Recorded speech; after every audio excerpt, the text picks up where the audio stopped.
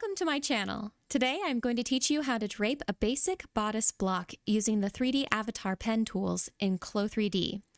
Draping in CLO3D mimics the process of taping out and pinning fabric on a dress form in real life. It is a useful technique for creating fitted garments such as bodices, dancewear, and corsets. Check out my Patreon in the link below for a written step-by-step guide for this tutorial, as well as project ideas and one-on-one support for advancing your skills. Let's get started. All right, to begin, we're going to go to File and get a new project. So you should have a blank screen. Then we're going to go to the library, which is in the upper left-hand corner up here. Just go ahead and click on library if it's not already pulled up. And we're going to go ahead and go to avatar. I'm just double clicking on that. And then go to female V2, and let's start with Feifei right down here. If your screen doesn't look like mine, it might look tiled like this. Go ahead and just press this tiny little button right here. That will make it tiled like this, and then you can go ahead and click on Feifei, double click or drag her into the screen to open her up. And before we go any further, go ahead and close out of this library so that it's not in the way, just by clicking this tiny little arrow right here. All right, so to begin 3D draping, we want to tape out our form. So to do that, what we need to do is go to the 3D pen avatar tool. That's right here. It looks like a little pen drawing on a squiggle and onto a dress form. And go ahead and click on that. And you'll see that when you drag your cursor over the 3D avatar, there's a little dot that appears. So what I want you to do is, before you do anything, go ahead and hold Shift. And when you hold Shift down, and I'm constantly pressing Shift, you see that this line appears on the center front. That's a guideline that's going to direct you to the center front and the center back of the avatar. So while holding Shift, I'm just going to drag my cursor, and at the base of the neck, I'm going to click once at the base of the neck, and I'm still holding Shift.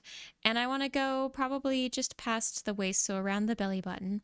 I'm going to now double click. And when I double click, it finishes the line.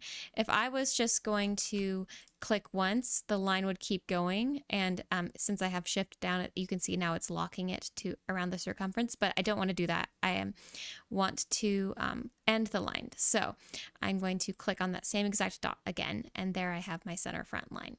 Now I'm going to rotate to the back. Again, hold Shift, start around the neck, and then go to the waist. You don't have to worry about being perfect here, because you can always move these points around later. All right, so now that we've got our center front and our center back, we're going to go ahead and add in our neckline. So I'm going to start actually on this first dot. You can start anywhere on the line, but it's a little bit of a cleaner if you just start on the dot and then move it later. And then as I'm going around the neck, if I was just to go all the way to the neck, you can see it's trying to cut through the neck, so it's disappearing. And we don't want that. So I need to add like a little bit of a guide point. I don't want to click and add a point, because I want to use as few points as possible. So actually, now that I've added that point, I'm just going to hit backspace and delete it while I'm mid-line. So that's a little tip there. All right, so what I want to do is I'm actually going to hold down Control or Command before I click.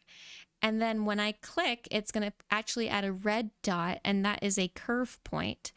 And it's a reference line, or it's a reference point, but it's not telling it that it's a straight line between these 2 points. Now it's telling me it's a curved line, which I do want for my neckline.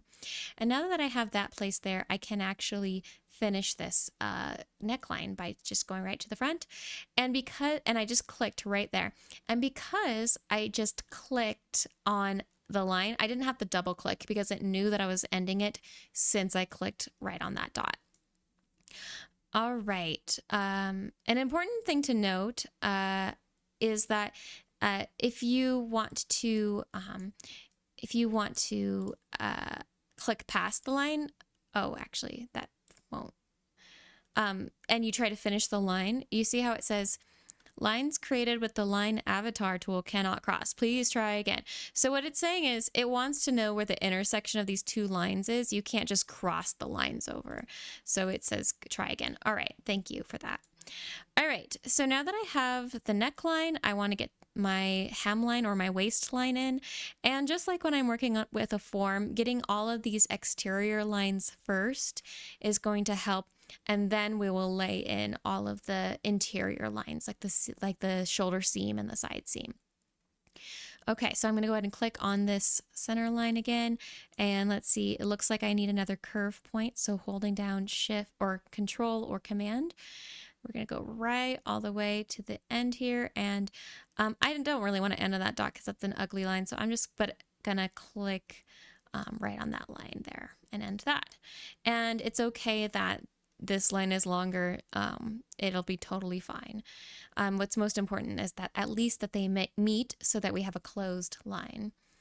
All right, so now I want to do my arm's eye, and let's see, if I go ahead and click here, you can see if I hold Shift, it's actually like, it's pretty smart, and it's like, oh yeah, you probably want to go this way around the arm, and it's right. So I'm holding Shift, and then, I'm going to have to put a curve point in here because it doesn't want to go all the way around without one. So I'm still holding Shift, then I'm holding Control or Command, then I'm clicking, all right, and then I'm just going to keep going.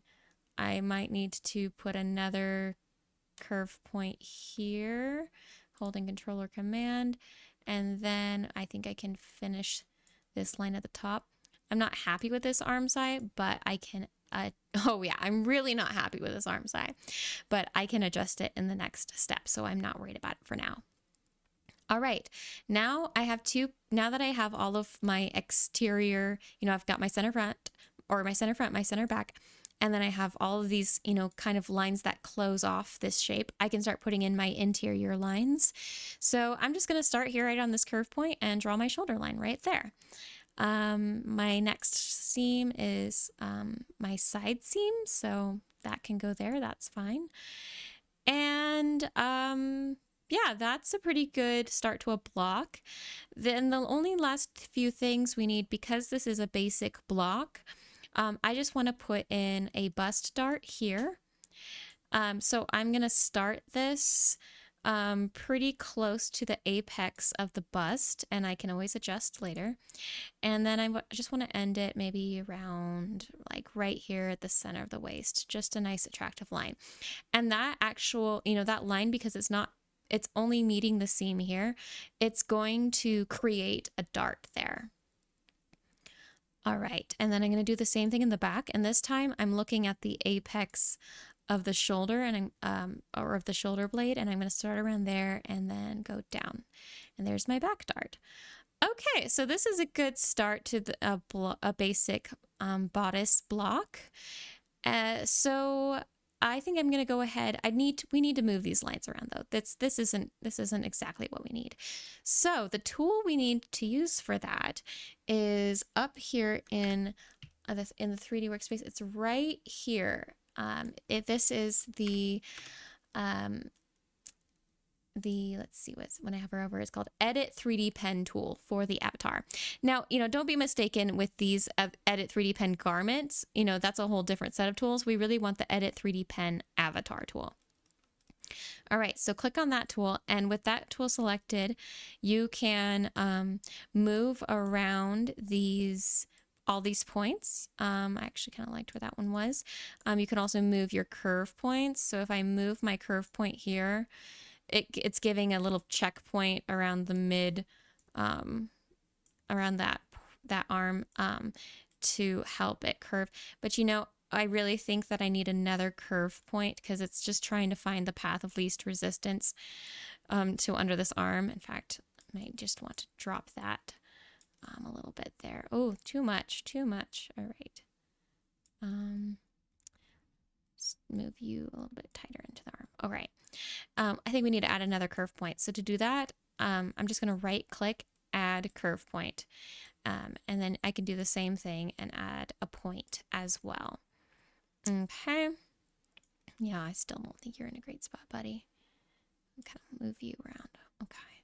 That'll get me a little bit closer. I kind of think I want to move you a little bit more shaped like that. The neck looks pretty good. I might just add a curve point here, add curve point. That was just right clicking and then add curve point. And I think this is going to give me, you know, that's pretty high up on her neck. Let's lower that to more of the base of the neck. All right, I think that's a problem here. I think we're just climbing way too high onto her neck. Okay, I think I can true that up later. So I think this is a pretty good start. So before we go any further, once you're happy with what this looks like, oh, I should say, if you want to delete points, you can of course click them and then press backspace to delete, or right click and delete. So any of your typical tool moves with the edit pattern tool, you can also do with the edit 3D pen tool. All right, so once you're happy with the way this looks, what we want to do is tell CLO3D which lines we want to be straight, because when it goes to unwrap this off of her, it's not necessarily going to do a good job unless we help it out a little bit. So to do that, I'm going to right click. I'm going to right click this front line, and then I'm going to ask it to flatten as straight line. And then it's going to turn bold.